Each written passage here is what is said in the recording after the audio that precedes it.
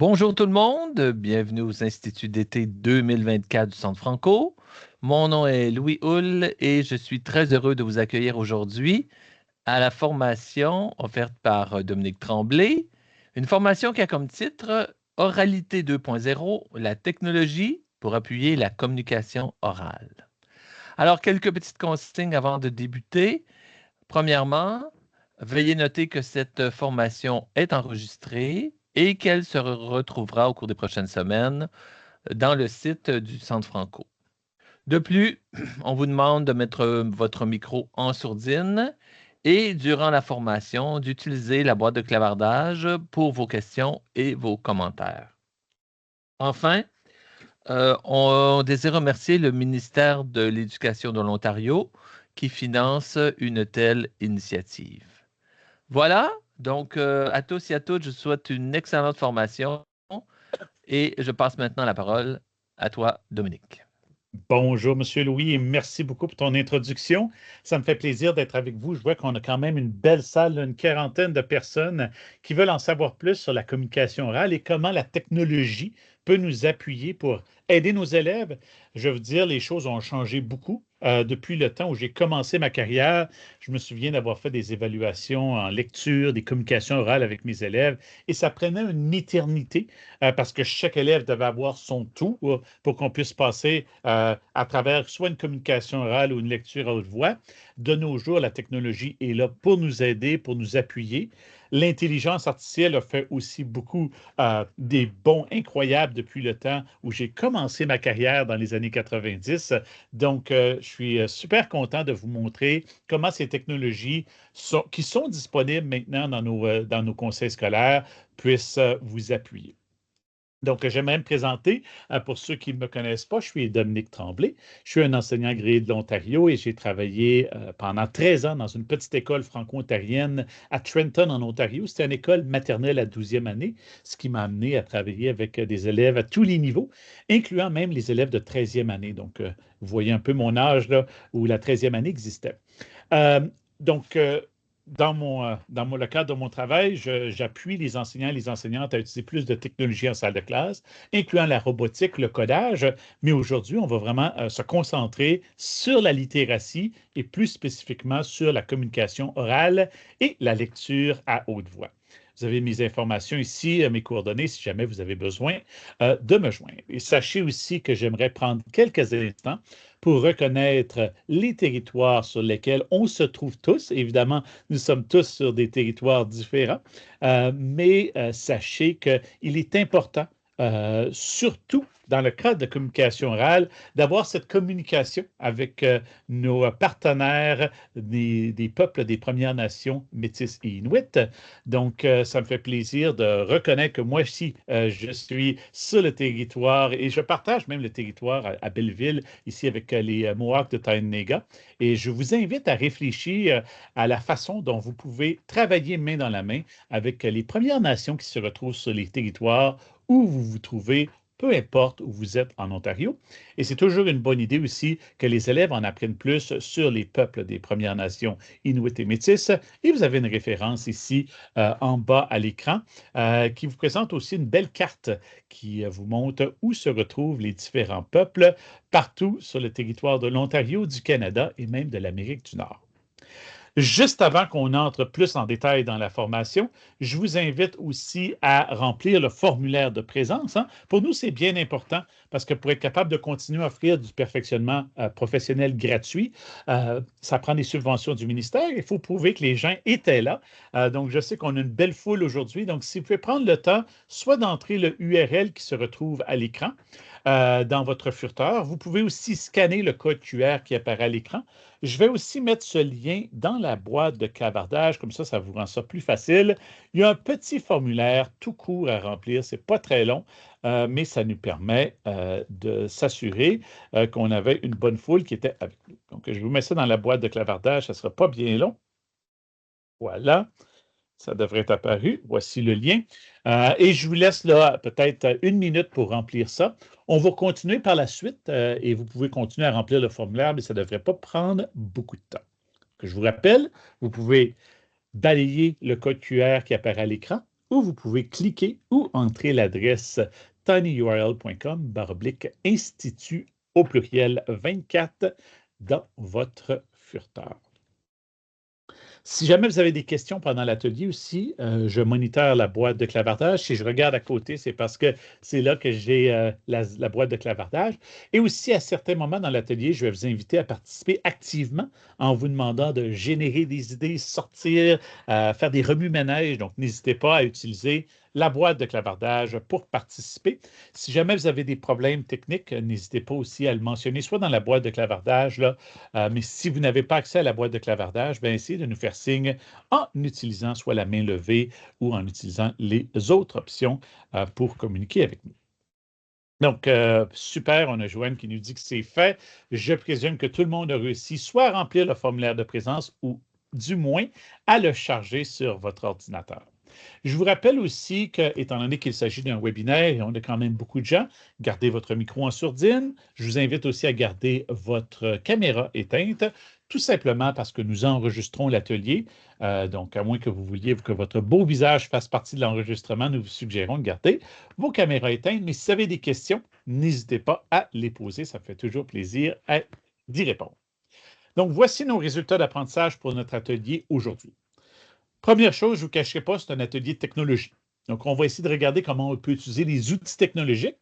On va se concentrer beaucoup sur la balado-diffusion aujourd'hui. On va parler d'intelligence artificielle pour nous permettre d'améliorer la communication orale des élèves dans nos salles de classe. On va aussi regarder comment on peut utiliser les technologies pour aider les élèves à pratiquer la lecture à haute voix, de manière à améliorer leur fluidité et leur confiance en eux lorsqu'ils sont en train de faire de la lecture à haute voix. Une chose qui est importante aussi, c'est d'évaluer nos élèves. Évaluer pas seulement pour les bulletins, mais évaluer pour leur permettre de s'améliorer, leur permettre aussi de mieux comprendre les erreurs qu'ils font lorsqu'ils font de la communication orale ou de la lecture à haute voix, leur donner confiance en eux aussi, leur permettre de voir leur progression et leur permettre de voir les points où ils doivent mettre plus d'efforts pour améliorer leur communication orale et la lecture à haute voix. Donc, on va parler d'évaluation aussi.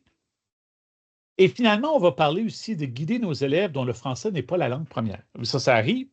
Pas seulement dans les écoles d'immersion, mais même dans les écoles de langue française. On a des jeunes qui souvent l'anglais est leur langue première, ou même on a des jeunes qui nous arrivent de partout dans le monde dont la langue n'est pas ni le français ni l'anglais. Donc, comment on peut utiliser ces technologies pour leur permettre de pratiquer leur expression orale et de faire des progrès de façon plus autonome. Donc, ça, c'est nos résultats d'apprentissage. C'est un gros menu pour les 90 prochaines minutes. Donc, je vous demande, quand vous faites faire des présentations orales à vos élèves, quel type de présentation? Comment ça se passe? Je vous invite à utiliser la boîte de clavardage. J'aimerais ça entendre parler. Comment vous faites ça, la communication orale dans votre salle de classe? Et là, j'ai mis quelques photos, mais ça peut prendre d'autres formes, plusieurs autres formes. Donc, je vous invite à utiliser la boîte de clavardage pour m'expliquer un peu comment vous faites ça. Donc, il y en a qui disent que lorsqu'ils font des présentations de projets. Donc, les élèves ont fait un projet et en fin de projet, bien, les élèves peuvent communiquer au sujet du projet qu'ils ont fait. On en a qui mentionnent aussi la communication spontanée. Donc, la communication orale, ce qui est important, c'est que ça n'est pas toujours ultra pratiqué. Et souvent, quand on fait des exposés oraux avec nos élèves, ça a tendance à être ultra pratiqué, amélioré, peaufiné. Mais la communication spontanée est tout à fait importante aussi et tout aussi importante. Il y en a qui mentionnent aussi des échanges, des partages, des discussions de groupe. Donc oui, excellent. Donc on a beaucoup de communication orale plus informelle aussi. Et c'est important de faire les deux, de faire de l'informel et du formel. Parce que dans sa vie d'adulte, l'élève va avoir besoin d'interagir à l'oral dans des situations informelles, mais ça se peut aussi dans le cadre de son travail que l'élève a besoin de présenter de façon plus formelle et c'est important qu'il gagne cette expérience avec la communication orale. Donc, ce que j'aime beaucoup dans vos réponses, c'est que vous mentionnez beaucoup le dialogue, les discussions en petits groupes. Hein? Ça, c'est de la communication où nos élèves, quand ils sentent qu'ils ne sont pas devant un grand groupe, ils ont moins la peur de communiquer, et je pense que ça, c'est important. Et il y en a aussi qui parlent de filmer. Je vois ça dans la boîte de clavardage, là. Donc, de filmer la présentation, par exemple avec un iPad. Tu le fais avec un petit groupe. C'est un petit peu moins gênant que parler devant toute la classe. Donc, maintenant qu'on a traité de cette question-là, j'aimerais vous inviter à utiliser la technologie. Donc, on va quitter les années 80 et les costumes des années 80, où on faisait des présentations orales plus traditionnelles. Hein, je me souviens même dans les années 90, quand j'ai commencé, quand on faisait une présentation orale, les élèves se pratiquaient, et là, on avait une journée complète pratiquement où chaque élève allait faire son 2-3 minutes devant la classe, et c'était stressant, il y avait le tract, il y avait ultra pratiqué cette présentation-là, et là, on faisait cette présentation. Et je vous invite à essayer d'être un peu plus moderne. Là, évidemment, j'ai utilisé l'analogie de l'entraînement, où ce qu'on avait l'entraînement des années 80 et maintenant l'entraînement plus moderne avec ce qu'on retrouve dans les gyms de nos jours, les Apple Watch, les Fitbits et tout ça. Donc, je vous invite à faire un peu la même chose lorsque vient le temps de faire la communication orale plus formelle. C'est-à-dire que les élèves, c'est important qu'ils se pratiquent, qu'ils s'entraînent, mais si on peut utiliser des choses plus modernes pour leur permettre de le faire et essayer de briser ce tract que les élèves peuvent avoir à être devant la classe. Et une des stratégies, et on va passer là, au moins la moitié de l'atelier sur cette stratégie, c'est d'utiliser la balado-diffusion. Et pour ceux qui ne connaissent pas le mot balado-diffusion, l'équivalent anglophone du mot balado, c'est les podcasts. Donc, les podcasts qui sont sortis avec l'arrivée du iPod. Hein? Ça fait quand même longtemps. Ce n'est pas une technologie si nouvelle que ça, le podcast, mais c'est quelque chose qui a commencé dans les années, fin des années 2000, je devrais dire fin des années, aux alentours des années 2010, ça a commencé, le iPod était très populaire et il y a plusieurs gens qui ont découvert qu'ils pouvaient faire de la radio et diffuser par Internet leur émission. Et plus récemment, la balado-diffusion, le podcast a eu un regain d'intérêt. Il y a de plus en plus d'émissions qui sont disponibles. Les gens adorent diffuser et de nos jours aussi, on est capable de faire de la balado-diffusion pas seulement à l'oral, mais aussi en vidéo. Donc, ce qui permet d'ajouter le visuel aussi. Et moi, mon intérêt pour la balado-diffusion, c'est pas récent, c'est quelque chose que ça fait super longtemps. Donc, vous voyez jeune Dominique ici sur la photo. Ça, c'est une photo qui date des années 90. Et puis, début de ma carrière d'enseignant, et je travaillais encore à la station de radio locale. Donc, j'ai toujours eu un intérêt pour la diffusion radio. Et ça, c'était sur les ondes de CFRC-FM à Kingston, ville où j'ai fait tout mon élémentaire et mon secondaire. Et c'est là que j'ai découvert mon intérêt pour la radio, pour sortir des idées, pour lancer des idées, pour jaser. C'était aussi un des débuts de la radio en français à Kingston. Donc, j'étais pas mal content d'amener ça dans ma communauté. Mais ça a le fait que j'ai toujours eu un intérêt pour la balado-diffusion et pour présenter à l'oral une foule d'idées. Et de nos jours, vous allez voir ce qui est intéressant avec les balados. Je sais que même notre maître de cérémonie qui a démarré l'émission aujourd'hui, il y a justement, c'en est un qui fait beaucoup de balados et qui aime bien ça, qui participe souvent à des balados. Et je vois aussi qu'il mentionne aussi les balados du Centre Franco. Donc, le Centre Franco a des balados à saveur pédagogique. Puis là, on va parler de balados pour les élèves, mais sachez aussi qu'il existe des balados pour les enseignants. Monsieur Louis en mentionne quelques-uns dans le chat par le biais du Centre Franco. Mais si vous cherchez, là, il y a énormément de balados en français et en anglais d'enseignants et d'enseignantes qui partagent leur amour pour la pédagogie en utilisant le balado. Il y a quelqu'un qui demande aussi dans la zone de cavardage quelle est la différence entre le balado et le vlog. Le vlog, l'idée d'un vlog, c'est un blog vidéo. Et c'est souvent des gens qui vont tous les jours ou chaque 2, 3 jours publier quelque chose, souvent qui vont documenter leur vie, des choses qui sont passionnantes. La grosse différence entre la balado, c'est que la balado, ça a commencé en audio. Donc, on n'avait pas le visuel, c'était purement avec un micro et c'était diffusé parce qu'à l'époque aussi, rappelez-vous, les vitesses Internet n'étaient pas aussi rapides, donc la vidéo n'était pas super belle. Tu sais, si on parle pré-YouTube aussi, là, c'était pas facile de diffuser de la balado. De nos jours, c'est rendu facile de faire de la vidéo comme de l'audio. Et dans le mot vlog, ben, ça le dit, hein, c'est vidéo blog, donc c'est un blog en format vidéo. Donc, je vous présente ici un exemple de ce que j'ai vu. Puis là, je ne voulais pas amener un exemple d'élève parce que je ne voulais pas prendre un élève et montrer à quel point il était ennuyant. Mais je veux juste vous montrer ce que je vois souvent et je vais essayer d'imiter ce que j'entends souvent d'un élève lorsqu'ils font leur présentation orale. Souvent, je vais voir quelque chose comme ça. Les causes de la Première Guerre mondiale. En 1890, un événement a modifié les relations entre les grandes puissances. Et puis là, les élèves vont, en gros, lire le texte. Et pour eux, c'est ça une présentation orale. Et je ne sais pas si ça se passe dans votre salle de classe, mais je vous invite à en parler dans le chat. Est-ce que vous avez des élèves qui vont, ce qu'on appelle, oraliser un texte? Donc, ils pensent faire de la communication orale, mais dans le fond, c'est tout simplement de la lecture à haute voix. Ce n'est pas vraiment une communication orale. C'est vraiment de lire ou de réciter à voix haute un texte écrit. Je vous invite à parler dans le chat, à mentionner, est-ce que vous avez déjà vu ça à vos élèves? Parce que ça arrive souvent. Il y en a plusieurs.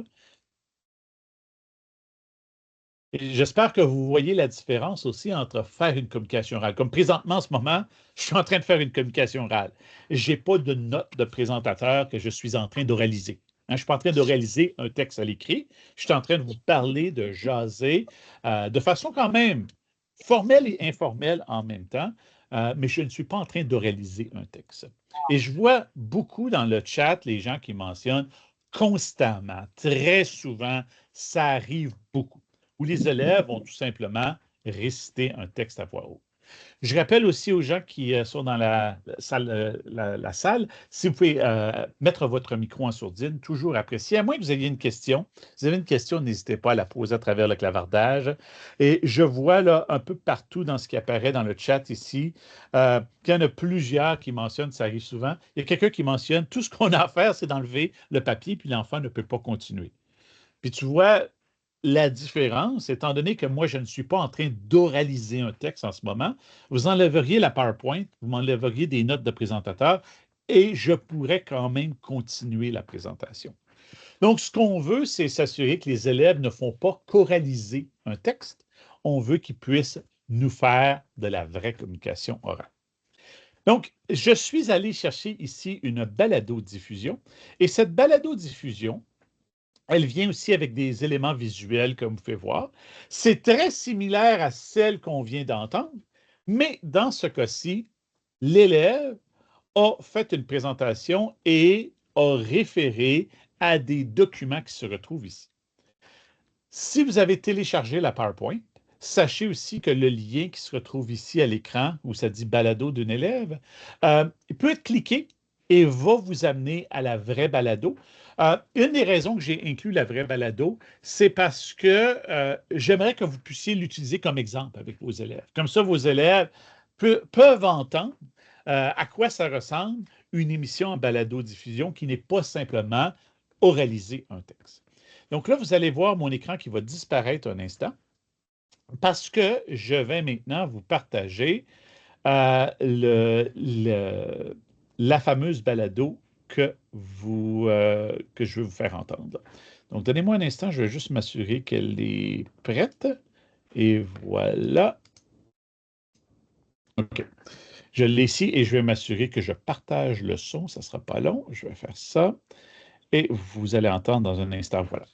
Donc, si vous cliquez sur le lien, ça va vous amener à un fichier sur Google Drive qui est le suivant et vous allez entendre la balado d'une élève. Donc, voici, je vous la fais jouer. On ne la fera peut-être pas jouer au complet, là, mais juste pour vous donner une idée Qu'est-ce que ça veut dire? Quelque chose qui a été enregistré sous forme d'une balado-diffusion dans un cadre scolaire.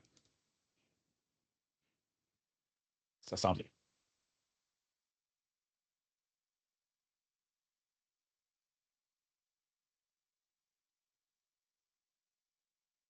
Je ne pense pas qu'on l'entend. Est-ce que tu peux me confirmer? Parce que moi, je ne l'entends pas, Louis.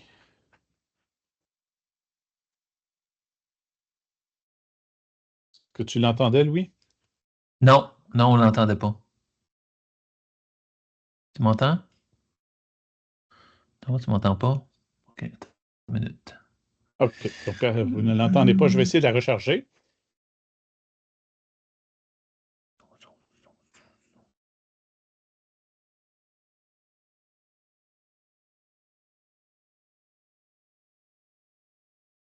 C'est bizarre, ça.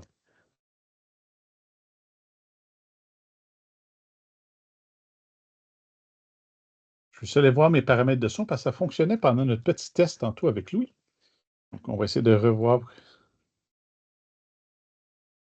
Ah oui, donc le lien, je vais vous le redonner, ne vous inquiétez pas.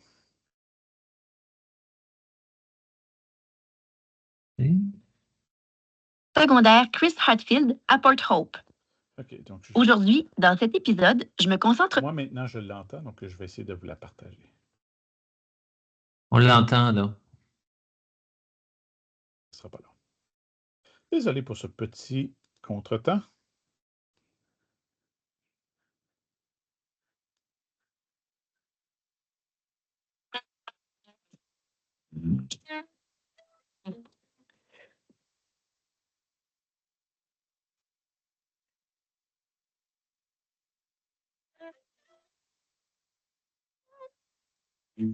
Bonjour et bienvenue à mon émission hebdomadaire en balado-diffusion, La Conteuse Intarissable, émission dans laquelle je vous relate l'histoire de gens qui ont contribué à bâtir notre beau pays.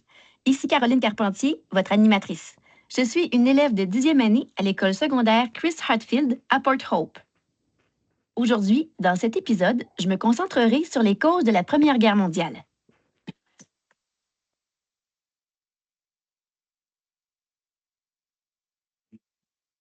Remettons-nous dans le contexte historique de l'époque.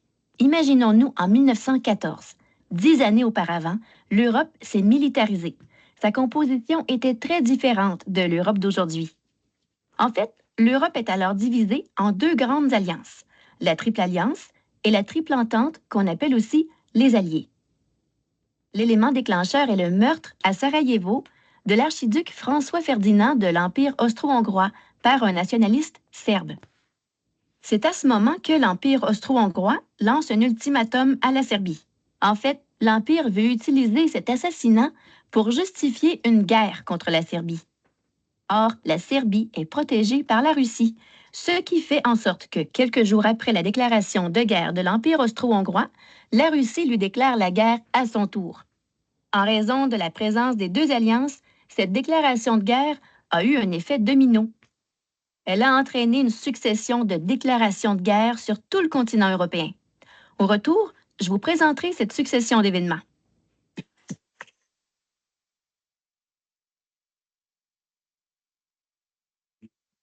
La succession de déclarations de guerre. Donc, je vais l'arrêter ici, mais vous voyez que dans une balado, l'élève doit organiser ses idées. Il doit aussi les segmenter en petits segments. Et ça, c'est un balado avec une seule personne. Ce qui est intéressant aussi avec les balados, c'est que ça peut inclure des conversations, avoir des invités. Donc, par exemple, cet élève aurait pu amener des invités, peut-être des gens qui font partie des forces militaires, des historiennes, des historiens. Donc, c'est un des éléments qui est super intéressant avec la balado, c'est que ce n'est pas seulement nécessairement une personne qui y participe. Dans ce cas-ci, dans cet exemple-ci, c'était une personne. Et là, il y en a qui m'ont demandé, évidemment, le lien vers la PowerPoint. Il y a quelqu'un qui l'a mis. Super. Donc, si jamais vous voulez utiliser cet exemple avec vos élèves, bien, vous n'avez qu'à cliquer sur le hyperlien où ça dit balado d'une élève ici. Donc, vous voyez que dans cette présentation-là, l'élève, c'était beaucoup plus naturel, malgré le fait qu'il y avait du contenu derrière ça. Il y avait quand même beaucoup de contenu. L'élève parlait de façon plus naturelle.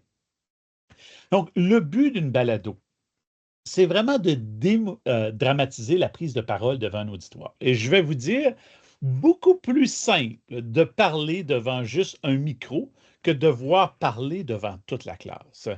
Souvent, quand on parle devant toute la classe, c'est stressant, tandis que là, on parle devant un micro et l'avantage de la balado, c'est qu'on peut toujours arrêter, recommencer. Et il n'y a rien de mal à ça. Et aussi, ça te permet, en tant qu'élève, d'avoir un regard critique sur ta production. Tu peux te réécouter et dire, oh, je parlais trop vite, je parlais pas assez fort, j'utilise toujours tel mot. Même moi, lorsque je fais des ateliers comme les instituts, je me réécoute souvent et je dis, ah non, je devrais arrêter de faire ça. Ça nous permet d'avoir nous-mêmes un regard critique sur notre propre production. Parce que lorsqu'on est en train de parler, c'est difficile de s'écouter en même temps. Tandis que lorsqu'on peut se réécouter, beaucoup plus facile. Et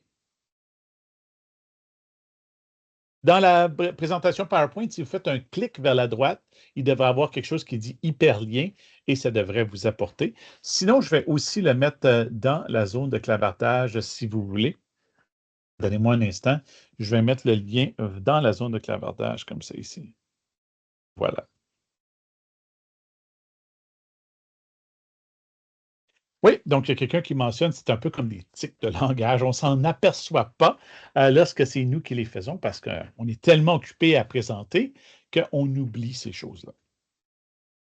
Donc, le balado, c'est aussi utile pour écouter ultérieurement une présentation. Et souvent, une des choses qui est difficile en tant qu'enseignant, c'est d'écouter toutes les présentations de tous les élèves.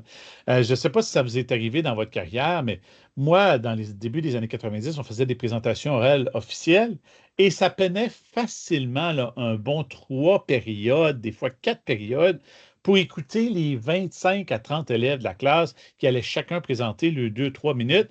Et parfois, j'avais beaucoup d'empathie pour les élèves et ça me faisait mal de les voir souffrir, tu sais, surtout ceux qui ont la gêne devant le public, là, c'était vraiment difficile. Tandis que quand ils peuvent s'enfermer dans une salle, se cacher, faire leur balado, ben c'est quelque chose qui est un peu moins stressant. Puis ensuite, ben, on peut, en tant qu'enseignante et enseignant, écouter le balado, fournir de la rétroaction. Et une grosse partie du restant de l'atelier, ça va être de vous montrer comment on peut utiliser la technologie pour faire ça. Le fait aussi qu'un balado est souvent organisé, hein, avec une introduction, une première partie, une deuxième partie, une troisième partie, une conclusion, et segmenté aussi avec des petites pauses musicales, des petits intermèdes musicaux, bien, ça permet à l'élève de structurer sa pensée aussi pour sa présentation orale. Donc, un balado, c'est utile pour présenter ultérieurement une présentation. C'est aussi utile pour rendre compte d'un événement. S'il y a eu un événement à l'école, que ce soit un match de volleyball, que ce soit une visite à l'aquarium ou au zoo, que ce soit une visite au centre des sciences, peu importe ce que vous avez fait avec vos élèves, que les élèves puissent faire un compte-rendu, un peu comme ils le feraient à la radio ou à la télévision, ben, ça les amène à être capables de décrire un événement. La balado aussi peut être utile pour décrire un lieu, hein, être capable de faire de l'imagerie mentale et ensuite de communiquer à l'oral. Ça peut aussi être utile pour expliquer un phénomène.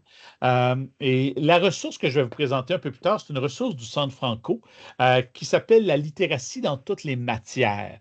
Et justement, c'est important aussi de réaliser que la communication orale, ce n'est pas seulement dans le cours de français ou dans le cours d'anglais qu'on utilise ça. Hein? La communication orale, l'élève devrait pouvoir l'utiliser pour expliquer le résultat d'une de ses expériences de sciences. Ou par exemple, comme on vient de voir, les résultats de sa recherche en histoire. Ça peut être utilisé pour expliquer un phénomène, la balado. La balado aussi, c'est super utile pour se faire une représentation mentale. Quand, après avoir lu un livre, hein, en parler dans une balado, ça nous permet de travailler notre représentation mentale pour être capable ensuite de l'exprimer à haute voix. Donc, je vous invite à penser dans vos salles de classe. Puis là, là, on est en période participation. Là, je vous invite à aller dans la zone de clavardage. Dans votre salle de classe, comment vous voyez que vous pourriez utiliser la balado? Puis je sais qu'il y en a qui vont peut-être me dire, ben moi, je suis en première année, c'est un peu plus compliqué pour mes élèves. C'est peut-être un peu compliqué de faire des balados montés. C'est pas trop compliqué de faire des petits enregistrements. La plupart des élèves de première année savent utiliser un iPad. Ils n'ont pas de problème avec ça. Appuyez sur le bouton enregistrer. Ils n'ont pas de problème avec ça. Donc, je vois qu'il y a quelqu'un qui mentionne une des difficultés, c'est d'avoir un endroit silencieux dans une salle de classe pour être capable de faire les enregistrements. Et vous avez tout à fait raison, c'est un des défis. Hein, si on s'imagine qu'on a 30 élèves, c'est un des défis. Il y a plusieurs classes quand on parle d'aménagement des salles de classe, que je vois maintenant qui vont se faire un genre de petit isoloir en plexiglas justement pour que les élèves puissent aller enregistrer leur balado.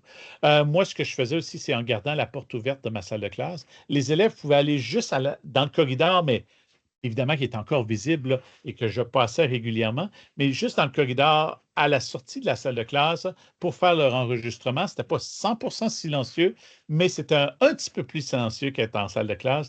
Donc, ça peut ça peut faire partie de votre planification aussi au niveau de l'aménagement de votre salle de classe, de créer un espace balado si vous prévoyez l'utiliser. Parce que, veut pas, les élèves, ce n'est pas tout en même temps qu'ils vont faire l'enregistrement non plus, là. Il y a beaucoup de travail pour préparer la balado, pour se pratiquer, pour s'exercer avant d'aller faire l'enregistrement formel. Donc, il y en a qui mentionnent pour enregistrer une histoire. Oh, super! Il y en a qui enregistrent une école où ils enregistrent une balado pour les nouvelles de l'école. Donc, ils diffusent les nouvelles de l'école. Je suis content que vous mentionniez différenciation pédagogique aussi parce que c'est un des sujets qu'on va discuter. Puis, il y a plusieurs façons de différencier aussi un balado hein, en fonction des besoins de nos élèves. Donc, il y en a qui mentionnent aussi présenter les résultats d'une enquête. Si on fait une enquête dans nos cours, que les élèves, à la fin, puissent présenter. Puis, ça serait bien aussi que tout au long des enquêtes, ils documentent. Hein, de nos jours, ça devient de plus en plus accessible d'avoir accès, par exemple, à des tablettes ou des Chromebooks ou des ordinateurs dans la salle de classe qui puissent documenter, qui puissent interviewer tout au long du processus d'enquête. Ça devient quelque chose de super intéressant. Il y en a qui mentionnent sciences et études sociales. Évidemment, je le vois beaucoup là-dedans. Et ce que j'aime, c'est que la plupart d'entre vous, vous ne mentionnez pas nécessairement le cours de français ou le cours d'English. Vous mentionnez d'autres cours où on peut faire de la communication orale. Ah, il y en a qui mentionnent aussi après un roman, tout à fait. Au secondaire, ça se fait très bien aussi. Surtout que les élèves ont un peu plus de facilité à faire l'édition audio rendue au secondaire, tout à fait au secondaire. Maintenant, il y en a qui mentionnent comment créer un balado. Bien, pas de problème, ça va faire partie de la présentation dans la prochaine demi-heure. Je vais vous montrer toutes les étapes pour préparer un balado. Évidemment, je vais vous présenter différentes options parce que chaque conseil est différent. Oh, je vais vous inviter à éteindre votre micro. Donc, chaque conseil a des outils différents, mais on va regarder là, un petit peu comment est-ce qu'on se permet de faire ça. Oh oui, donc il y en a qui mentionnent après avoir codé un jeu dans Scratch, on pourrait faire une balado dans laquelle on présente notre jeu qu'on a fait dans notre code. Et c'est un peu l'avantage aussi de la balado vidéo. On pourrait inclure des segments vidéo qui viennent du jeu dans Scratch aussi. Donc, dépendant de ce qui est disponible dans votre conseil, vous pouvez y aller avec la version audio seulement ou la version audio et vidéo. Donc, justement, ce qu'on vient de mentionner, la balado-diffusion peut se faire dans un format audio et la balado-diffusion peut se faire aussi dans un format vidéo. Et je sais que les règlements sont très, très stricts sur l'utilisation du cellulaire en salle de classe, mais je pense que ça peut être un endroit où on a une belle utilisation pédagogique du téléphone cellulaire lorsque vient le temps de faire de l'enregistrement vidéo. Ou si vous avez des iPads dans votre salle de classe, c'est possible. Si vous avez des ordinateurs, des Chromebooks aussi, ils ont habituellement la caméra, comme celle que j'utilise en ce moment sur mon ordinateur portable. Elle n'est pas de l'autre côté. Mais souvent, quand vient le temps de faire une présentation, c'est quasiment préférable d'être devant la caméra. Donc, c'est même plus facile. Tandis qu'avec un iPad ou avec un téléphone cellulaire, il faut soit le faire en mode selfie ou il faut avoir un trépied. Et donc, format vidéo est aussi possible. Donc, je vous invite à partager dans le chat. Essayez de penser à vos élèves. Essayez de penser à vos salles de classe. Selon vous, quels sont les avantages d'y aller juste en audio? et quels sont les avantages d'y aller en vidéo. Quels sont les inconvénients aussi à chacun des formats? Je vous invite à partager dans la zone de clavardage votre opinion à ce sujet. Vous, est-ce que vous iriez avec l'audio ou la vidéo? Pour quelles raisons?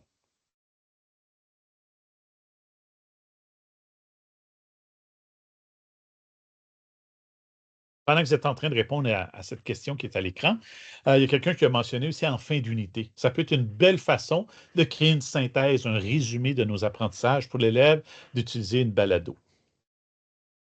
Donc, il y a Joanne qui mentionne l'audio parce que l'élève est plus à l'aise. Et je vais vous dire, c'est vrai, souvent, quand on ajoute la caméra, tu sais, l'élève va avoir les cheveux parfaits, le visage parfait, bien cadré. Tu sais, c'est beaucoup de travail de produire de la bonne vidéo. Et il y a des élèves qui aiment ça, mais pour certains élèves, ça peut être un frein à la communication. Il y a des élèves qui sont peut-être trop gênés aussi pour avoir leur visage, donc l'audio fait très, très bien dans ces cas-là. Donc, habituellement, les élèves sont plus à l'aise juste avec l'audio. C'est vrai que la vidéo, quand vient le temps d'écouter les présentations, hein, si on présente les présentations au reste de la classe, c'est plus engageant d'avoir la vidéo. C'est plus demandant à créer, mais c'est aussi plus engageant. Sachez aussi que dans la vie de tous les jours, quand on écoute des balados, il y a plusieurs balados professionnels qui sont disponibles en version audio et en version vidéo. Et une des raisons qu'on utiliserait la version audio en tant qu'adulte, c'est si on l'utilise dans la voiture. On ne peut pas regarder la balado, mais on peut légalement, et je le fais énormément parce que je fais des heures et des heures sur la route pour aller visiter les différentes écoles un peu partout en Ontario et ailleurs au Canada et à l'étranger, bien, pour moi, le balado audio, c'est un sauveur. Ça me garde intéressé. Ça fait fonctionner mon cerveau sur la route. Mais la balado vidéo peut être très intéressante. Tu sais, souvent, j'écoute des balados qui ont attrait à l'utilisation des technologies et d'être capable de voir visuellement les technologies à l'écran, c'est plus engageant. Donc, il y a quelqu'un qui mentionne aussi le fait de montrer le visage de l'enfant, c'est plus demandant au niveau des permissions et des autorisations de la part des parents pour bien respecter les règlements du conseil. Et ça, vous allez le voir, je l'ai mis un peu plus loin dans ma présentation, là, mais c'est quelque chose que vous devriez absolument vérifier avec votre conseil, avec votre direction d'école, quels sont les règlements en termes d'utilisation du visage, de l'audio, de la vidéo. Dans certains cas, on peut faire une balado en vidéo, mais sans montrer le visage. Hein, je pense par exemple à un élève qui fait une balado sur son expérience scientifique, peut montrer seulement ses mains et son expérience sans jamais montrer son visage. Ou par exemple, un élève qui ferait une balado présentant un événement historique avec des petits bonhommes de Lego pourrait tout simplement montrer les bonhommes de Lego avec sa caméra et ajouter sa trame audio sans jamais montrer son visage. Donc ça, c'est aussi une autre possibilité. Vous voyez que la balado, elle peut être vraiment très, très flexible dans la façon de le faire. Une des choses que je vous invite à faire, c'est d'encourager vos élèves à s'abonner à des balados éducatifs et à commencer à écouter des balados. Comme ça, ils vont venir habituer aux différents formats. Maintenant, vous allez me dire, où est-ce qu'on trouve des balados? Bien, il y en a un peu partout des balados. Si vous utilisez Spotify, il y a une section balado dans Spotify. Si vous utilisez quelque chose comme un iPhone, un iPad, un ordinateur Mac, il y a l'application Balado qui existe. Ce n'est pas dans Apple Music, c'est vraiment une application qui s'appelle Balado. Et toutes les balados se retrouvent ici. Ceux qui utilisent Google, malheureusement, Google a tué l'application Balado. Ils l'ont enlevé. Ils ont tenté de l'intégrer dans YouTube. Donc, ils veulent vraiment lancer tout le monde sur YouTube plutôt qu'avoir une application spécifique. Donc, si vous étiez des gros utilisateurs de Google, vous allez probablement remarquer que récemment, ils ont retiré l'application Balado. Donc, vous allez retrouver les balados plus sur YouTube. Donc, ça, ce sont des endroits où on peut aller s'abonner. Je vous invite aussi à vous abonner à des balados vous-même. Et je suis curieux utiliser le clavardage pour nous mentionner quel balado vous écoutez régulièrement. Ça sera un beau partage aussi. Peut-être qu'on va découvrir des balados qu'on ne connaissait pas déjà. Donc, je vous invite à l'écrire dans la zone de clavardage. Moi, j'aimais bien le balado de Viamonde. Le Conseil scolaire Viamonde avait un balado, je pense que ça s'appelle Pour toute la classe ou Ensemble dans la classe. Donc, ça, c'en est un. Oui, il y en a qui mentionnent on peut trouver des balados sur audible.com. Tout à fait. Vous pouvez trouver des balados là. Il y en a qui ont mentionné audio. Puis ça, c'est pas A-U-D-I-O, c'est bien audio. O-H-D-I-O de Radio-Canada. Donc, il y en a plusieurs sur Radio-Canada qui se retrouvent là. Ce sont des balados souvent très, très éducatifs. Moi, j'écoute aussi des balados en français et en anglais. Donc, j'écoute beaucoup ce qui s'appelle le TWiT Network, le This Week in Tech Network. C'est comme ça que je me tiens à jour avec les nouvelles technologies. J'aime aussi écouter les balados de mon collègue Marius Bourgeois de l'Escouade Édu. C'est toujours des bons balados côté pédagogie. Donc, il y a plusieurs balados. Ah, il y en a qui mentionnent entre parenthèses aussi. Tout à fait. Il y en a qui mentionnent les balados de sciences aussi. Bonjour les profs, excellent. Donc, vous voyez qu'il y a plusieurs balados qui s'adressent aux adultes sur tous les sujets. J'ai été ici chercher quelques exemples de balados qui pourraient peut-être intéresser vos élèves, comme les ingénieux juniors. C'est un balado qui pourrait être bon pour vos élèves. Donc, si vous cherchez des balados à faire écouter à vos élèves, les jeunes décodent, c'en est un intéressant aussi. Un qui est intéressant aussi, c'est le pays improbable. Donc, pour les élèves qui aiment l'histoire, le pays improbable, bonne émission en balado. Et si vous cherchez bonne source de balado en français qui s'adresse spécifiquement aux enfants et aux élèves, je vous invite à aller sur la puce à l'oreille. Donc, le site, c'est lpalo.com et c'est la puce à l'oreille. C'est un endroit où vous allez retrouver les différents balados. Je vais essayer de vous l'afficher à l'écran juste pour vous montrer. Ce ne sera pas bien long. Puce à l'oreille. Ça se peut aussi que vous voyez le mot podcast. Malheureusement, parfois, ils ont tendance à utiliser la version anglophone du mot. Moi, j'aime bien utiliser le mot balado. Puis, la façon dont on le dit en anglais, on va dire un podcast. Hein? En français, on va dire la balado-diffusion. Ça, c'est l'idée du podcasting. Mais quand on va parler d'une émission spécifique, on va dire une émission en balado ou un balado. C'est pourquoi des fois, on voit le masculin et le féminin. La balado-diffusion, c'est l'équivalent de podcasting, tandis que le balado, c'est vraiment ce qu'on va écouter.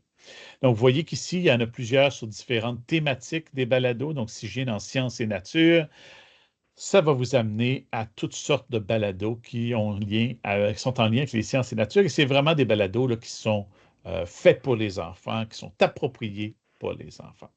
Donc, je vous invite à encourager vos élèves à en écouter parce qu'à mesure qu'ils en écoutent, bien, ils vont devenir plus familiers et plus familières avec le format. Maintenant, il y a quelqu'un tantôt qui m'a demandé le comment. Comment est-ce qu'on fait ça de la balado? Bien, il existe différentes applis que vous pouvez utiliser et quelles applis vont être utilisées dépend beaucoup de quelle machine vous avez et qu'est-ce qui est permis et qu'est-ce qui n'est pas permis dans votre conseil. C'est super important de vérifier. Les conseils ont des très bonnes raisons, très valides pour refuser parfois certaines applis, donc vérifiez avec eux. Mais parmi les plus populaires qui sont utilisés pour les gens qui font de la balado amateur, Audacity. Audacity est une application 100% gratuite et cette application-là, c'est ce qu'on appelle là, un freeware. C'est une communauté bénévole qui a créé Audacity et qui fait des mises à jour régulières. L'avantage d'Audacity, c'est qu'un coup qui est téléchargé sur l'ordinateur, vous n'avez plus besoin d'être en ligne. Par contre, c'est une application qui s'installe. C'est-à-dire que ça nous prend soit un ordi Windows, un Mac, ça nous prend une machine sur laquelle on va l'installer. Ce qui ne fonctionne pas si vous utilisez un Chromebook. Mais il y a d'autres options pour les Chromebooks, ne vous inquiétez pas. Une autre option, c'est GarageBand. Et vous voyez l'icône en bas à gauche. GarageBand, c'est une application qui est faite pour les iPads et pour les ordi Mac. Et c'est vraiment une application faite pour les musiciens, les musiciennes qui débutent. Ça te permet d'avoir plusieurs instruments de musique, mais il y a une option voix à l'intérieur qui te permet d'ajouter de la voix, puis qui te permet aussi d'intégrer des petites bandes sonores, comme vous avez entendu tantôt dans la balado. Si vous êtes sur un Chromebook et que vous voulez une application web, une web app, où vous n'avez pas besoin d'installer, 123 Apps a un outil pour faire de la balado-diffusion. Donc ça, c'est une option aussi. Mais encore une fois, demandez aux gens dans votre conseil qui se spécialisent dans les technologies, qu'est-ce que vous recommandez qui est approuvé dans notre conseil pour faire de la balado-diffusion. Dans tous les cas, ça va être très similaire. Ça va être une application où tu peux enregistrer ta voix, tu peux couper, tu peux déplacer, tu peux enlever des morceaux. Ça va pas mal être toute la même chose. Le tutoriel qui a été fait dans le guide d'enseignement efficace en littératie pour la communication orale, l'outil que j'ai utilisé pour bâtir la formation, suggère Audacity, mais ce n'est pas la seule option. Et les tutoriels que je vais vous montrer démontrent Audacity, mais sachez que la plupart des logiciels fonctionnent de façon très similaire. Donc, encore une fois, avant de choisir une appli, vérifiez ce que vos conseils scolaires vous suggèrent en fonction des appareils que vous avez. Assurez-vous que l'application que vous utilisez est approuvée.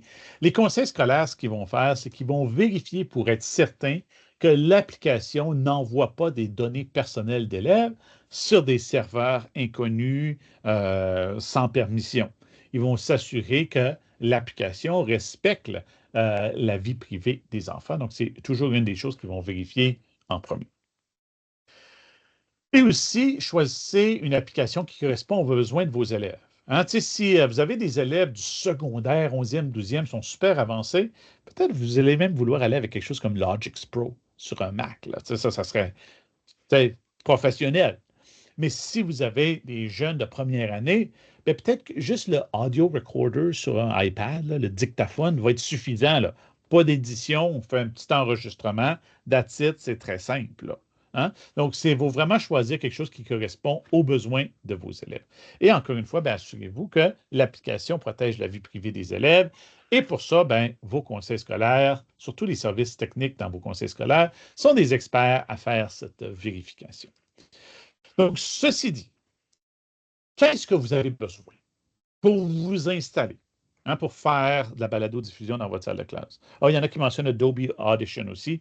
Adobe Audition serait, encore une fois, l'équivalent de Logix Pro sur le Mac. C'est la version Adobe. C'est un logiciel professionnel. Tout à fait, vous avez 100% raison. Et si j'avais des élèves au secondaire qui sont très avancés, peut-être que je voudrais leur faire utiliser une application comme ça, de manière à ce s'ils s'en vont dans le domaine de la production audio un jour, il y aurait déjà de l'expérience. Donc, vous avez le choix d'y aller avec une installation très, très simple. Et vraiment, à la base, si vous voulez le plus simple possible, vous ne voulez pas dépenser beaucoup d'argent, je vous suggère un appareil comme un Chromebook ou un iPad ou un ordi et des écouteurs. That's it. Les écouteurs sont avantageux parce qu'ils permettent à l'enfant de réécouter ce qu'ils ont fait. Si vous enseignez au secondaire, puis vos élèves ont tous des téléphones Android puis des iPhones dans votre salle de classe, et que vous voulez leur permettre, tout en respectant les règlements du Conseil et du ministère aussi, de l'utiliser spécifiquement pour faire leurs enregistrements et leur édition, tout peut être fait aussi sur ces appareils-là. Tu n'as pas besoin d'un appareil très, très complexe. Même un téléphone te permet de faire ces enregistrements et même de l'édition simple. Donc ça serait la version la plus simple. Ensuite, on peut y aller à une installation plus haut de gamme. Et je sais que certains conseils, étant donné qu'ils font de la télé scolaire, ont déjà, dans certains cas, des équipements un peu plus haut de gamme. D'ailleurs, j'ai appuyé à l'époque la petite école ici à Trenton, où j'enseignais avant de devenir un consultant en éducation. Je les ai appuyés à bâtir leur studio. Puis au fil des années, ils en achetaient un petit peu plus. Là, ils achetaient un trépied. Puis là, ils vont acheter un stand pour le micro. Puis là, ils vont s'acheter un meilleur micro. Puis ensuite, un soundboard, une console. Et au fil du temps, ben, ils ont monté. Ce n'est pas obligé d'aller haut de gamme tout de suite, mais si vos élèves ont de l'intérêt puis vous voulez produire des balados qui ont une plus grande qualité au niveau du son, ben, c'est des options. Donc, parmi les choses plus haut de gamme que vous pourriez avoir, si vous voulez faire de la balado audio, ça serait un micro qui n'est pas juste le micro de l'appareil. Souvent, le problème du micro de l'appareil, surtout sur les ordinateurs, c'est que les ordinateurs ont un ventilateur. Et quand le ventilateur se met à se démarrer, le petit micro qui est intégré à l'ordinateur, bien, on entend le ventilateur en arrière-plan. Donc, d'avoir un micro externe, ça donne une meilleure qualité sonore. Puis là, je vous ai mis des micros plus professionnels, comme si vous prenez M. Louis qui vous parle un micro professionnel quand il fait l'introduction au balado. Mais aussi, il y a la possibilité de juste avoir un petit casque d'écoute avec un petit micro, là, comme ils ont dans les centres d'appel. Si vous voulez y aller avec le soundboard, bien, un soundboard, ça permet de changer les niveaux de son. Ça peut être utile. Tu sais, si vous avez juste une personne qui parle dans le balado, ce n'est pas nécessaire d'avoir une console de son.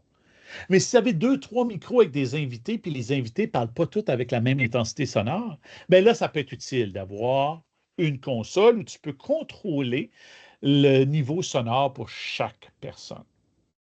Et une autre option aussi, c'est, vous voyez à droite, le jeune garçon, il y a un genre de filtre qui se trouve entre sa bouche et son micro. Et ça, le but du filtre, c'est pour les p, p, p. Des sons comme P ont tendance à être explosifs. Et si vous avez des connaissances en linguistique, sachez que ce sont des sons comme le P qui est un bilabial. Bilabial, ça veut dire que tes 2 lèvres sont fermées et tu vas pousser et ensuite tu vas ouvrir les 2 lèvres. Et ça a tendance à créer une explosion de son. Et ça crée un son pas très, très agréable lorsqu'on écoute la balado. Donc, juste d'ajouter un filtre comme ça va bloquer les P et les B lorsqu'on va en train de parler et ça va s'assurer que le son est plus agréable. Donc, ça serait une installation de gamme. Donc, vous pouvez y aller de base ou haut de gamme ou n'importe quoi entre les deux dans votre école.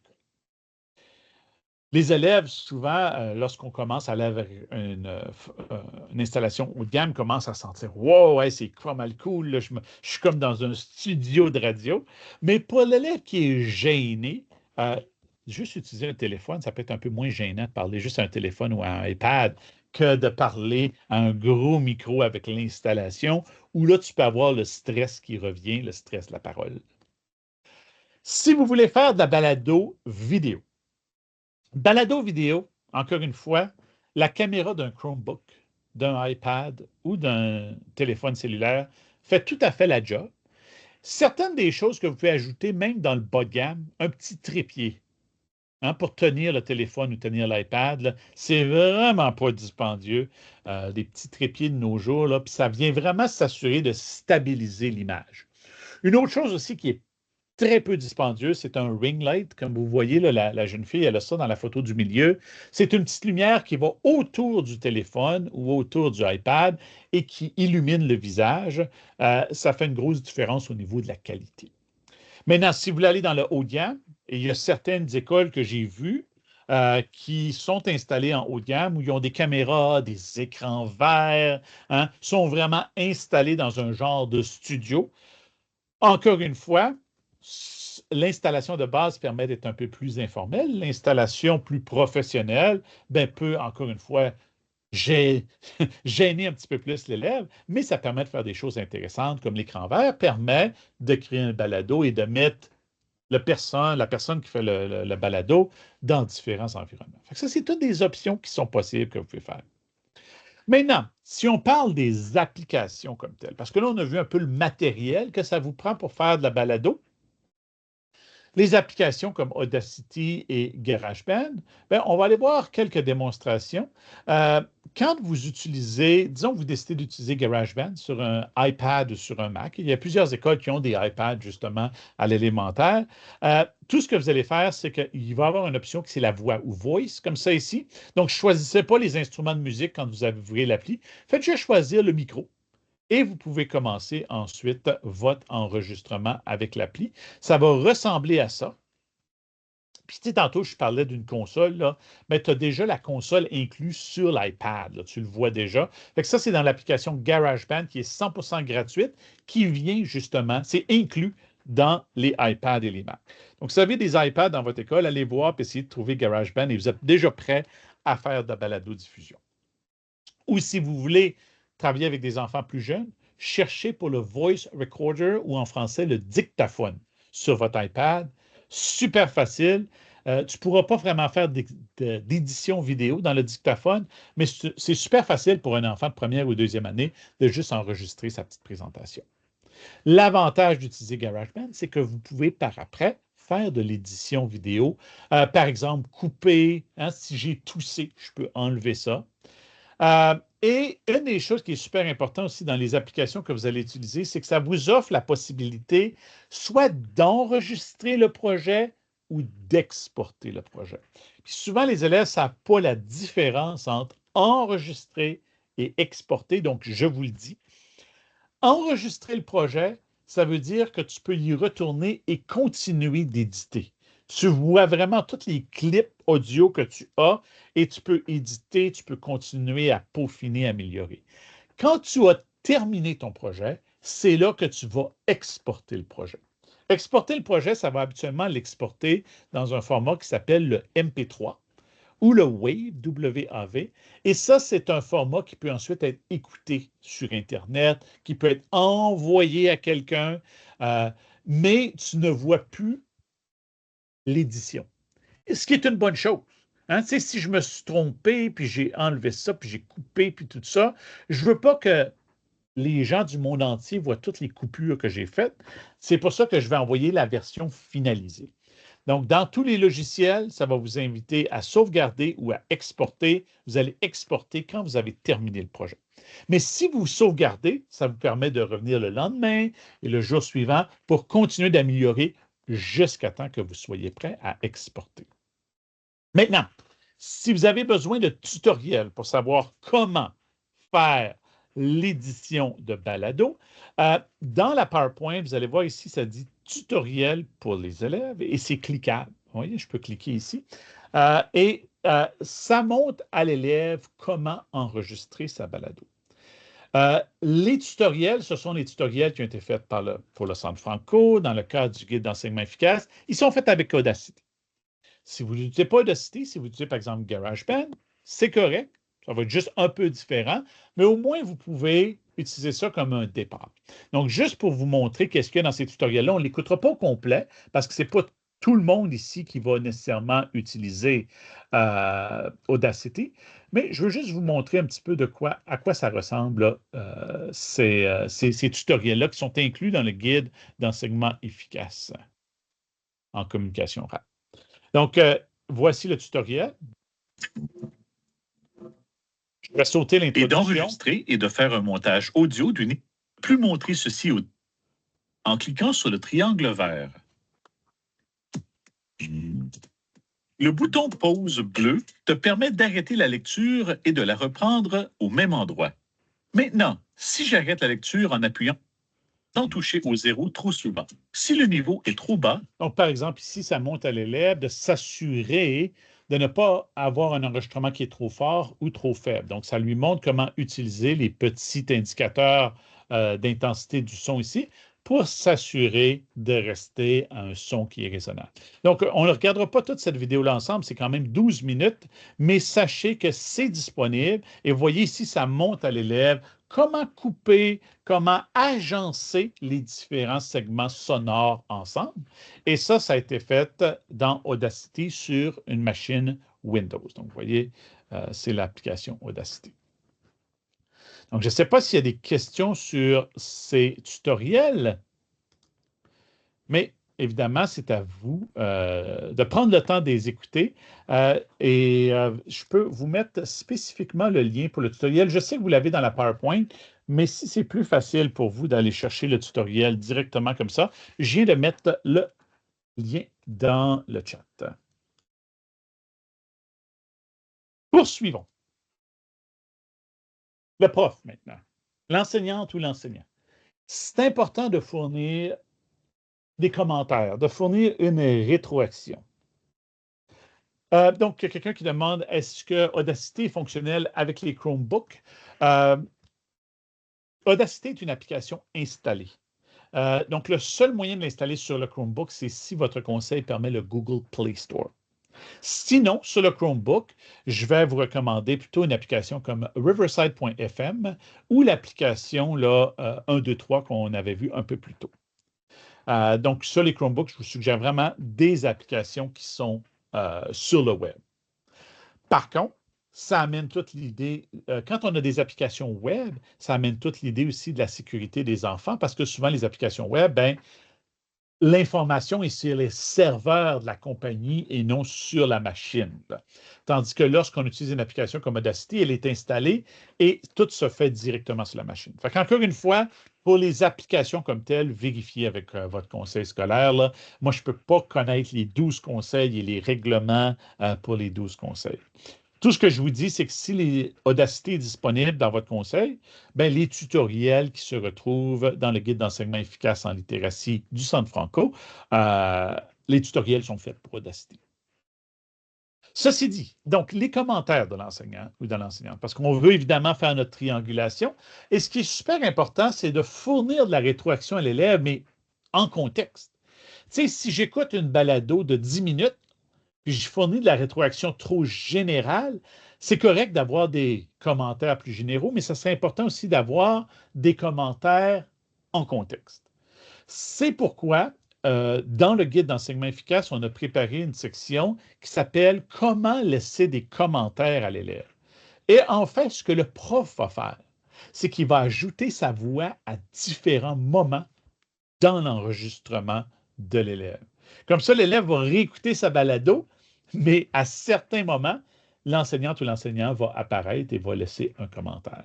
Donc, encore une fois, si je reviens ici dans les...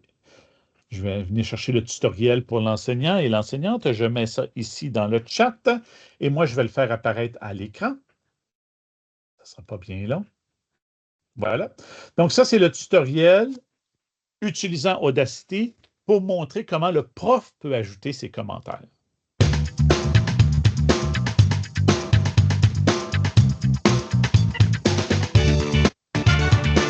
Je vais juste sauter quelques étapes.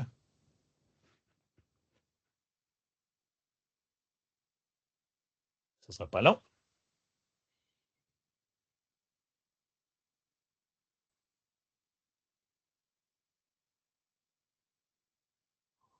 J'espère que l'Internet...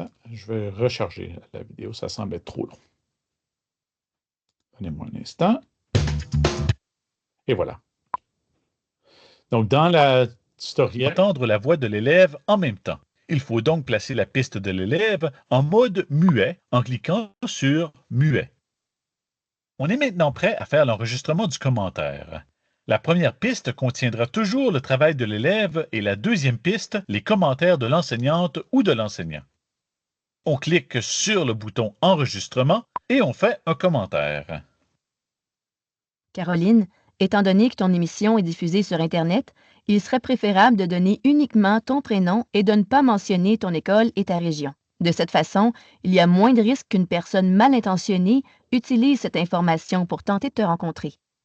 Donc, comme vous voyez ici, là, je sais qu'on le fait avec le tutoriel d'Audacity, mais si vous utilisez n'importe quoi d'autre, vous allez avoir l'idée d'avoir des pistes. Même chose ici. Donc, il y a une piste qui va être la piste de l'élève et l'enseignant enregistre ses commentaires sur la piste numéro 2. Maintenant, vous voyez qu'on a mis la piste numéro 1 en sourdine pour être capable d'enregistrer le commentaire sans que la piste numéro 1 soit en train de jouer. Et là, vous allez voir qu'on va faire un petit découpage pour être capable d'insérer le commentaire de l'enseignant et repousser le reste de l'émission de l'élève. Donc ça va être vrai dans tous les logiciels que vous allez utiliser. C'est juste que les boutons vont peut-être être à des endroits différents dépendant de l'appli que vous allez utiliser. Je vous montre ça rapidement, puis après ça, on va continuer. Le titre original de ton émission. Lorsqu'on appuie sur « Arrêt », on remarque que le commentaire est par-dessus le texte de l'élève. On doit donc sélectionner l'outil de glissement temporel et on déplace le travail de l'élève vers la droite jusqu'à la fin du commentaire. Donc, vous voyez que là, on va pouvoir remettre la piste de l'élève non muette. Et là, l'enfant va s'entendre, va entendre le commentaire du prof, va s'entendre, va entendre le commentaire du prof. Et c'est comme ça qu'on peut fournir de la rétroaction rapidement à nos élèves. Et ensuite, on peut tout simplement leur renvoyer le fichier avec tous nos commentaires. Donc, ça, c'était le tutoriel pour l'enseignante ou l'enseignant pour nous permettre d'évaluer et de fournir des commentaires à nos élèves. Et si on veut différencier notre enseignement pour les élèves lorsqu'ils font de la balado, voici quelques exemples. On pourrait suggérer à l'élève d'écouter des balados pour s'habituer. On pourrait permettre à l'élève de lire son texte au départ. Au départ, la première fois, on pourrait réaliser un texte pour ensuite l'aider à passer à quelque chose qui est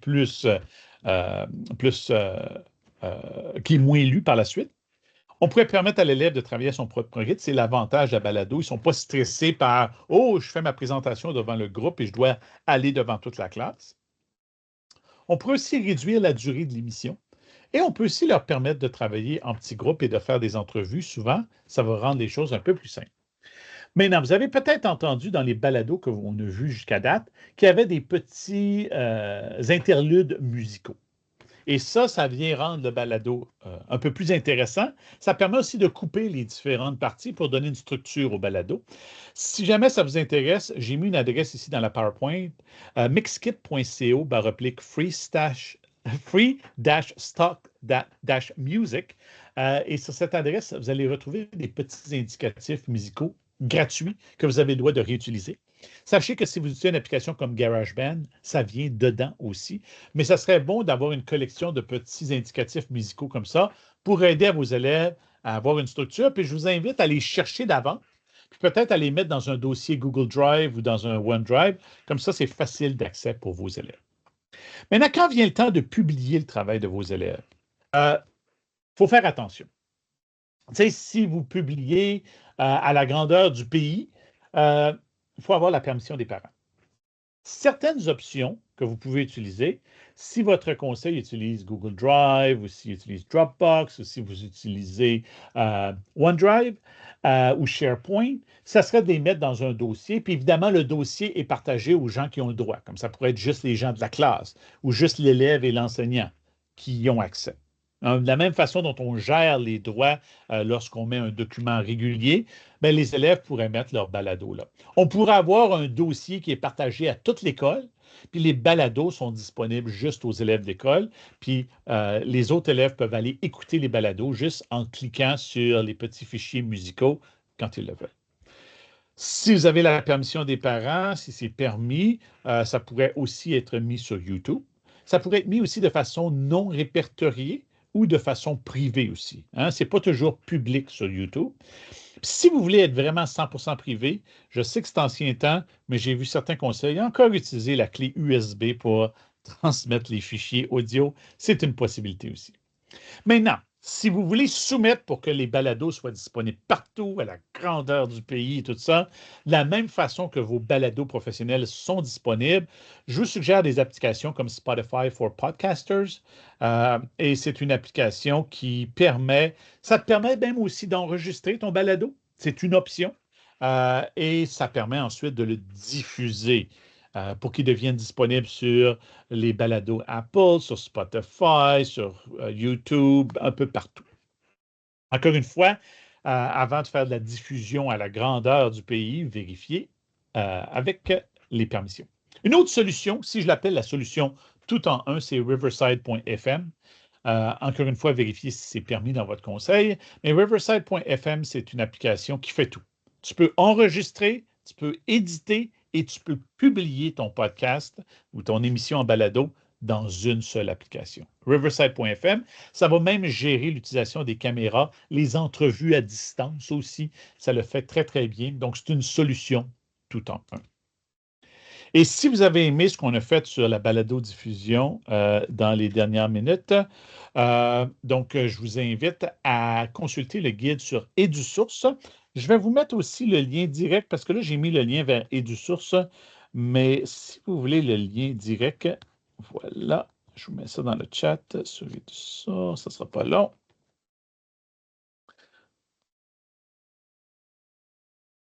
Il y en a qui mentionnent aussi la bande passante. Oui, parce qu'étant donné qu'on utilise la vidéo à travers l'Internet, ça demande plus de bande passante, vous avez raison. Mais c'est ça. Il y a une section complète dans le guide d'enseignement efficace en littératie.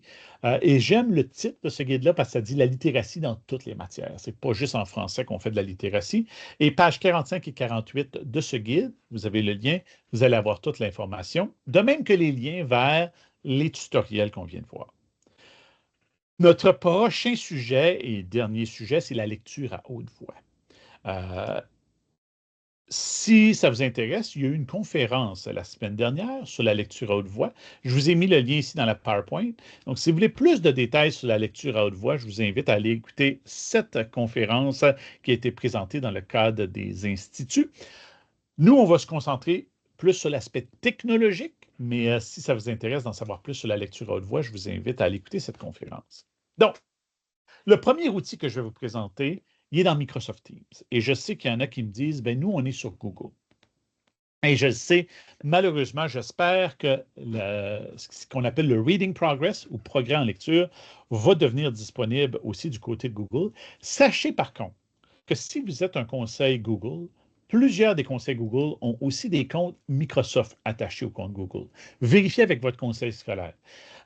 Ils ont souvent les deux attachés à la même adresse de courriel, tout simplement parce que, par exemple, si vous voulez que vos jeunes jouent à Minecraft, ça prend un compte Microsoft. Donc, il y a souvent un compte Microsoft. Fait que si vous voulez, peut-être que l'application Reading Progress, vous pourriez y accéder, même si vous êtes un compte Google, juste en vous loguant avec les mêmes informations dans un compte Microsoft. Donc, vérifiez avec votre conseil si c'est une possibilité. Je sais, par exemple, je parlais aux gens de mon avenir, puis ils me disaient, nous, on laisse la liberté aux profs. On est un conseil Google, mais s'il y a des profs qui ont besoin d'un compte Microsoft, c'est rattaché aussi à la même adresse. Donc, vérifiez avec votre conseil si c'est le cas. Mais je vais aussi vous présenter d'autres options pour ceux qui sont avec des comptes Google. Je vais tout simplement prendre quelques instants, vous présenter Reading Progress ou progrès de lecture. Si vous avez fait de l'évaluation avec vos élèves de la lecture, vous savez que c'est long faire de l'évaluation de lecture à haute voix. Parce qu'on se commande des kits comme GB+, puis DRA, puis là, on fait lire les élèves, il faut les noter à mesure qu'ils font leur présentation. Il faut trouver les mots qui sont mal prononcés, les mots qui ont été omis, des insertions, des répétitions, des mots qui ont été mal prononcés. Il faut tout recueillir ça. C'est long. Donc, l'application Progrès en lecture, qu'est-ce que ça permet de faire? C'est que dans Microsoft Teams, vous assignez un devoir à vos élèves, un devoir de lecture. Vous choisissez le texte et votre élève, sur son ordinateur, va se brancher sur Teams et va lire le texte avec la caméra et le micro ouvert. Et automatiquement, en utilisant l'intelligence artificielle, le Reading Progress ou la lecture à haute voix va faire l'évaluation pour vous. Ça va écouter l'enfant et ça va automatiquement évaluer. Vous allez automatiquement avoir le nombre d'omissions et tout ça. Donc, évidemment, il y a des avantages et des désavantages à utiliser l'intelligence artificielle. Et je vous invite à y penser. Selon vous, si vous prenez l'évaluation manuelle qu'on fait en ce moment versus ce que vous voyez ici, qui est une évaluation par intelligence artificielle, selon vous, quels sont les avantages et quels sont les désavantages à utiliser une évaluation automatisée? Je vous invite à participer dans la zone de clavardage et à me laisser savoir, selon vous, quels sont les avantages et désavantages. Pendant que vous êtes en train de penser aux avantages et aux désavantages aussi, je vais juste continuer. Une chose qui est super importante. Pendant plusieurs années, ce qui nous intéressait, c'était le niveau de l'élève. Ah, il est au niveau 10, 20, 30, 40. Le problème avec les niveaux, et la recherche montre que juste utiliser les niveaux, ce n'est pas quelque chose qui est très utile pour améliorer la lecture à haute voix des élèves. Ce qui est important, encore plus, c'est vraiment quels sont les points où l'élève a plus de difficultés, quels sont les points où l'élève a beaucoup de facilité, et de mettre l'accent. Donc, dans Teams, si vous avez accès à Teams, la question c'est comment est-ce qu'on procède, vous allez assigner un devoir je pense qu'il appelle ça une affectation dans Teams, là, un devoir ou un homework, si vous utilisez la version anglaise. Et un des types de devoirs, ça va être progression en lecture ou reading progress. Et à partir de là, vous cliquez là-dessus et vous l'assignez comme un devoir, comme vous assignez n'importe quel autre devoir. Ça va vous faire choisir un texte, boum, boum, boum, envoyer aux élèves et les élèves vont le recevoir comme un devoir. Donc, il y a quelqu'un qui mentionne qu'un des avantages, c'est qu'il y a moins d'erreurs. Hein? En tant qu'humain, c'est difficile d'écouter toutes les erreurs. La machine peut déterminer ça. Tu sais, nous, en tant qu'humain, ça va vite, un enfant, surtout si l'enfant lit plus rapidement, tandis que la machine détecte ces choses-là. Par contre, les machines ne sont jamais 100% parfaites, donc un des défauts, ça pourrait être que la machine n'a pas bien détecté une erreur de l'élève. Maintenant, une des choses qui est encore plus cool de ça, c'est que lorsque l'élève a terminé son évaluation de progression en lecture, c'est possible de générer un texte spécifiquement pour l'élève. Un texte dans lequel on va aller chercher les vocabulaires, aller chercher les éléments qui ont causé de la difficulté à l'élève pour l'amener à se pratiquer. Et si vous utilisez progrès de lecture dans Microsoft Teams, ça va être la prochaine étape et ça se fait très facilement. Ça s'appelle générer un paragraphe automatiquement. Vous pouvez entrer l'âge de l'élève, la longueur, la langue, et c'est disponible en français en plus. Hein? C'est tout à fait possible de faire l'évaluation du progrès de lecture en français. Et ensuite, on peut mettre les mots qui causent des défis aux élèves. On peut sélectionner les mots et ça va s'assurer d'inventer un paragraphe qui met spécifiquement l'accent sur les besoins. Si vous êtes un conseil qui a des licences Microsoft, soit un conseil Microsoft ou un conseil Google qui a des licences Microsoft, c'est gratuit de l'utiliser. Ça fait partie de l'abonnement pour les écoles. Il n'y a pas de frais supplémentaires pour ça.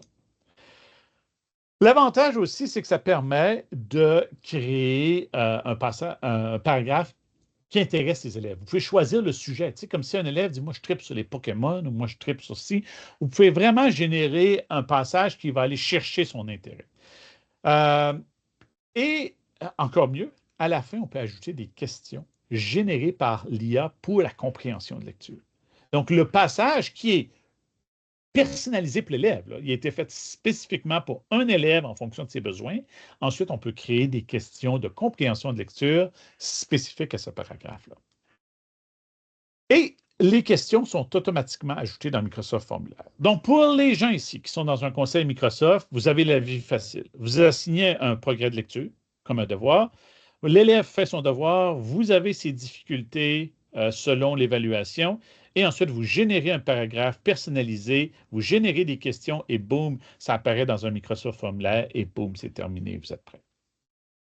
Maintenant, si vous avez des comptes Google et vous n'avez pas accès du tout à un compte Microsoft, vous êtes dans un conseil où non, il n'y a pas de compte Microsoft. C'est aussi possible de faire quelque chose de similaire.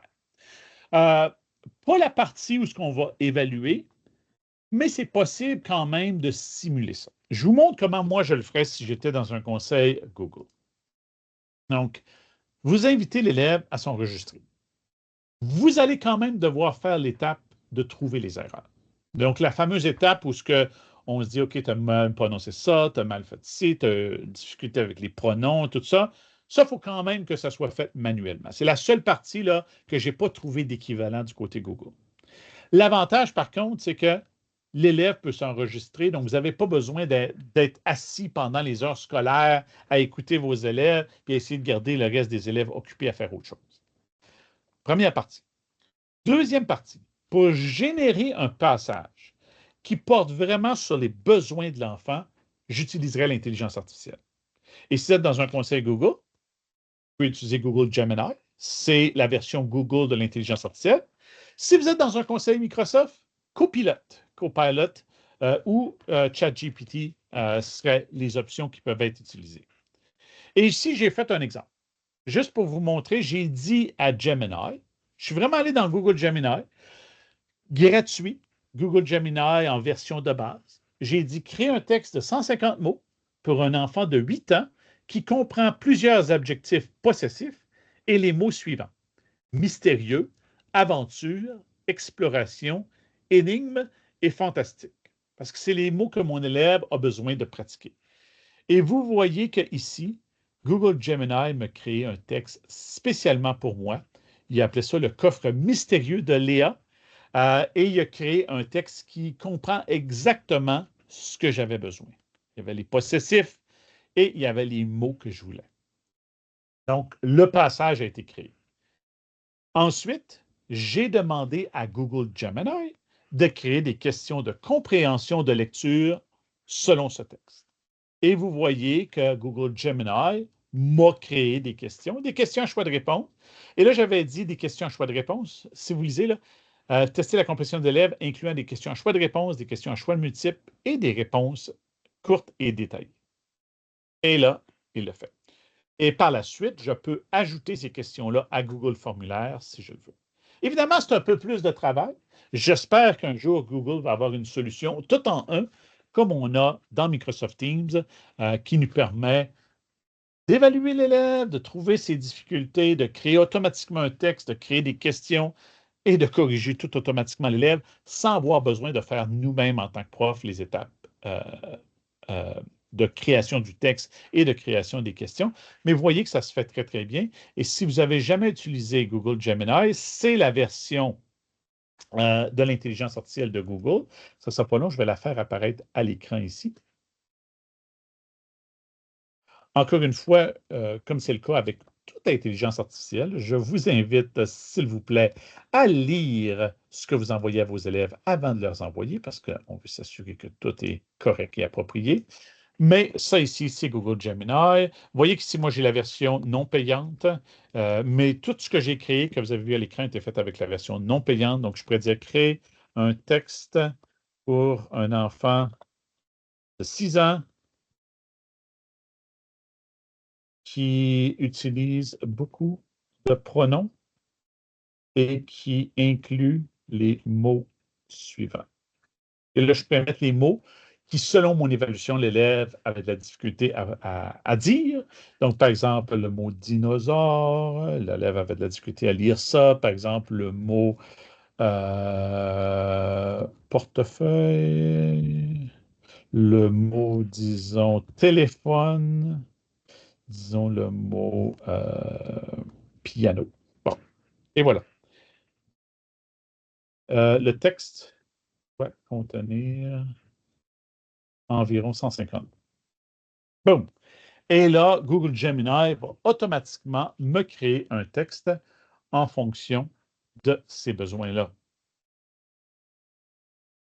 Et là, vous voyez qu'il me met quelques points clés, là, donc il m'explique comment il a utilisé ça. Donc, ça ici, c'est le texte qu'il a créé, le pique-nique du dinosaure, et ensuite, il m'a mis ça. Et là, je pourrais dire créer des questions de compréhension de lecture pour ce texte. Et là, automatiquement, il va me créer les questions de compréhension de lecture.